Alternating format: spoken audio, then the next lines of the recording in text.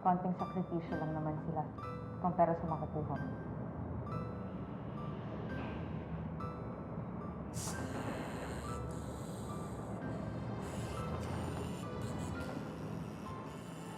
Agnes?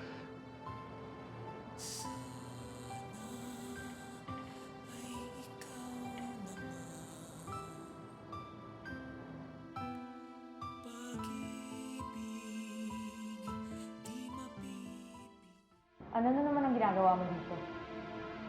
May sinusundan akong babae. May kailangan ako sa kanya. Baka sakali ako, baka puntahan niya yung taong hinahanap. Pwes nagkakamali ka. Wala dito yung hinahanap mo. Sino siya?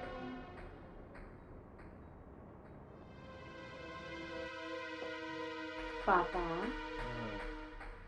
hindi ko gusto yung ginawa mo. Tawag ka ng tawag sa bahay. Ikaw naman kasi hindi ka nagpapaita sa akin eh. Alam mo namang miss na kita. Pero wag mo na uulitin yung Papa, ha? Yep. Siya si Cecilia Fulgencio. Pwede ba umalis ka na? Pasensya ka na, Cecilia. Ako nga pala si Vladimir. Nakakahiya pero kakapal ako na rin ang mukha ko. May kilala ka bang Olga, Cecilia?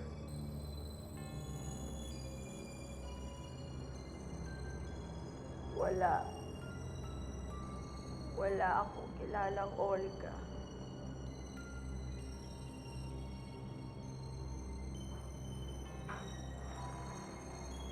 Anong ginagawa mo dito?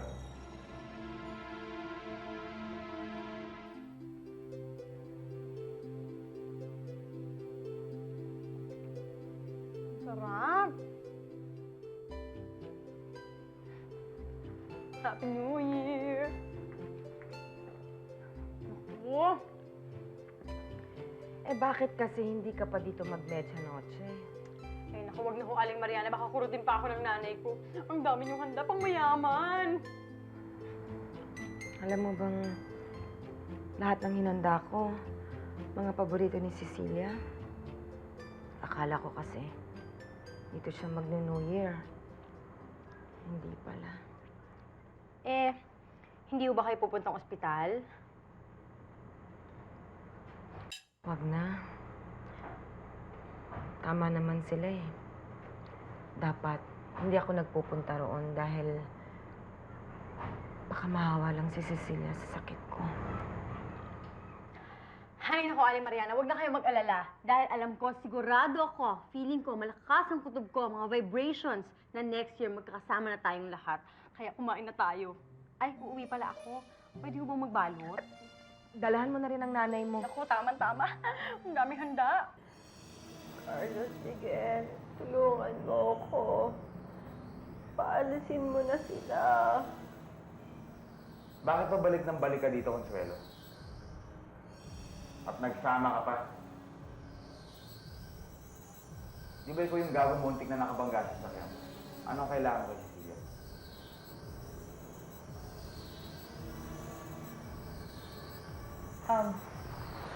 Ako, napadaan lang. Alis na rin ako. Ito ang problemahin mo. Hindi ako problema.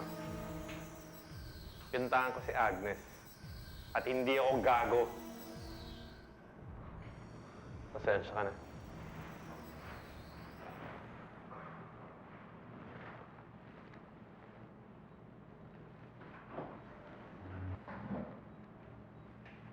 Ano ba kailangan sa'yo naman?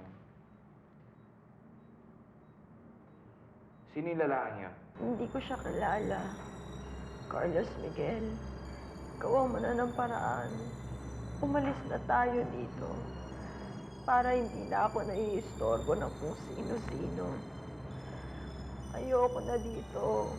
Pumunta na tayo sa Amerika. Huwag ka mag-aalala, Cecilia. Malapit na tayo umalis.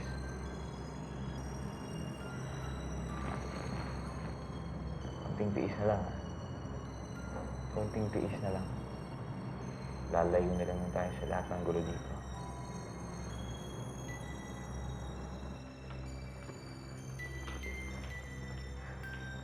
Uuwi na ako. Huwag mo naman sabihin hanggang doon susundan mo pa ako. Malay natin, baka maligaw ka at mapuntahan mo si Olga.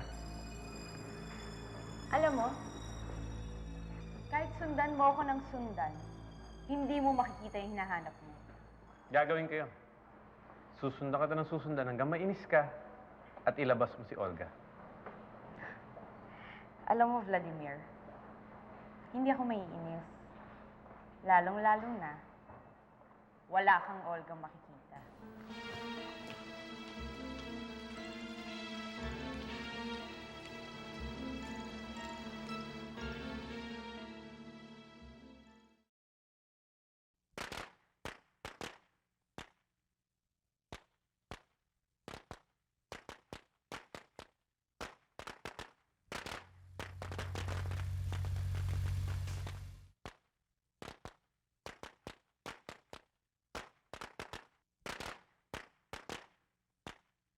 Eloisa! Happy New Year! Tara na! Pag-intayin ba ako? Tara na!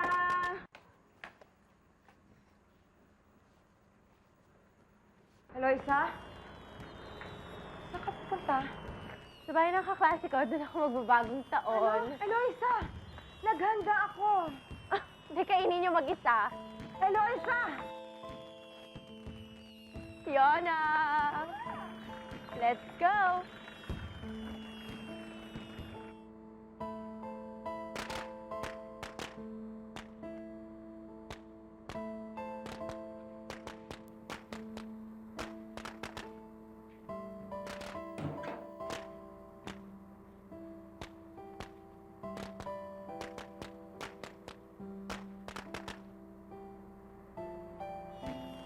Oh.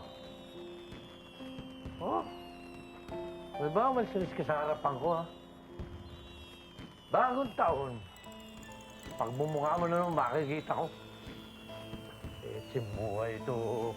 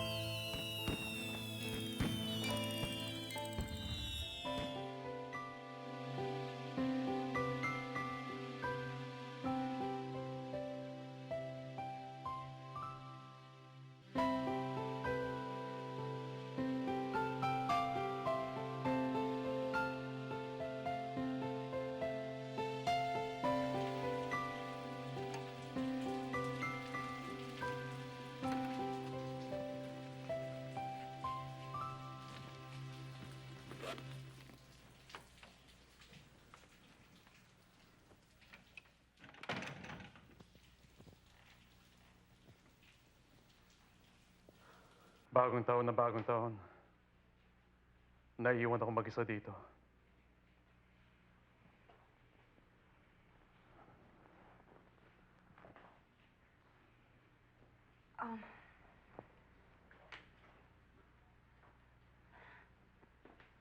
Ang mga anak mo? Nasa ospital, si Carlos Miguel. Si Jose Enrique. Ewan ko. Saan ka ba nagpunta?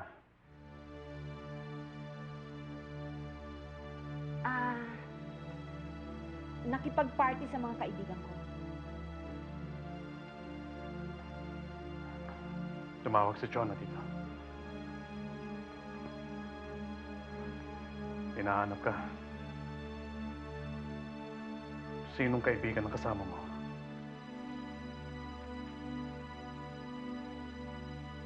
Bakit? Si Chona lang ba ang kaibigan ko? Ano ba akala mo sa akin? Maliit ang mundo? Anyway, pagod ako. Inaantok na ako. Matutulog na ako. Happy New Year na lang, dear. Good night.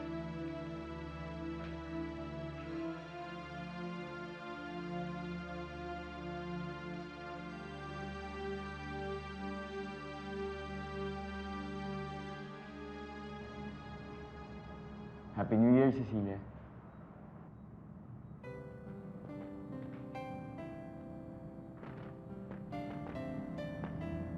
Happy New Year, Carlos Miguel. I love you. I really, really love you. I love you too, Cecilia.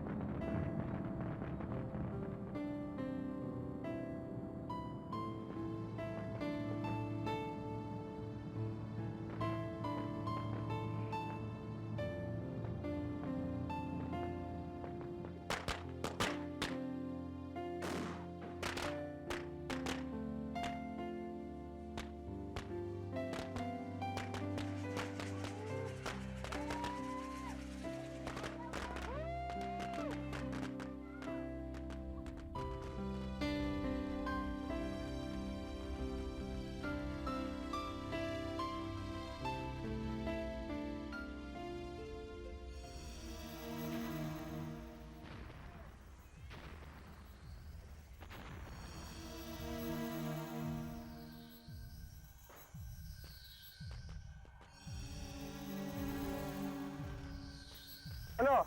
Meron pa tayo? Meron pa yan! Oh! Bakit? Aura! Aura! Aura! Nay, si Aura! Aura! Ano yan?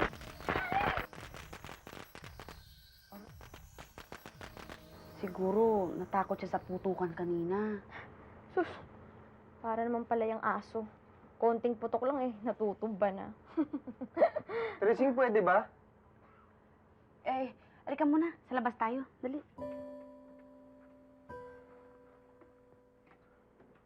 Ay, doon na kayo sa malayo magpaputok! Natatakot si Aura! Doon na kayo sa malayo!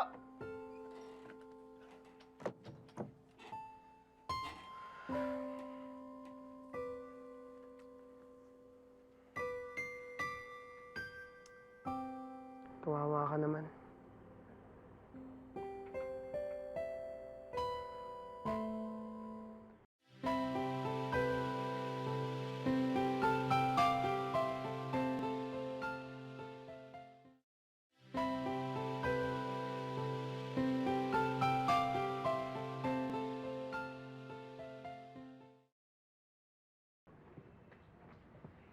Sir, pumayag na yung airline na isakay si Ma'am Cecilia.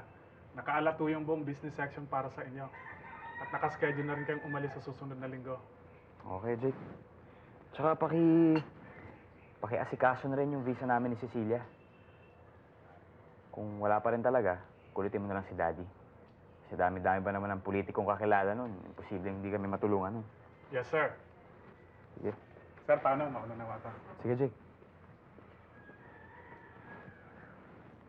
Kayong dalawa na ba ni Cecilia nga alis?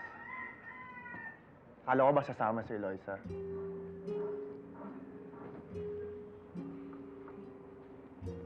Yun na nga yung problema eh. Hindi ko pa nasasabi kay Aling Mariana na gusto ni Cecilia kaming dalawa lang ang umalis.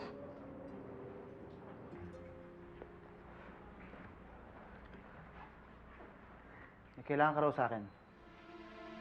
May bago ako ipapatrabaho sa'yo. Ano yun?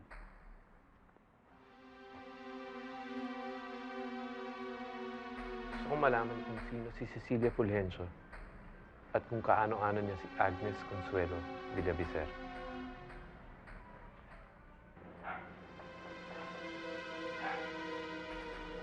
Sir, pwede ba kayo makausap? Bakit? Tungkol saan? Tungkol dun sa sumabog na yate. May alam mo ako. Naiintindihan ko naman, Carlos Miguel eh. Saka, tama naman si ate. Dadagdag lang ako sa gastos pag sumama pa ako sa inyo. Pasensya na talaga. Okay lang yun. Basta bibigay mo sa akin yung hihingin ko. Oh, kahit ano. Ano ba yun? Ano ba yun? Halikan mo ko. Halikan mo ko. Eloisa, huwag ka magbiro ng ganyan. Carlos Miguel, hindi ako nagbibiro. Seryoso ako. Sige na, halikan mo ko. Eloisa, ano ka ba? Ano mga kalokohan yung pumapasok sa isipan mo? Carlos Miguel, gusto kita. Kaya kong ibigay yung sarili ko para sa'yo. Ngayon din. Eloisa, ano ba? Tigilan mo na yan, ha? Hindi ko pwedeng gawin sa'yo yun. Kahit kailan hindi ko pwede pagpalit ang kapatid mo.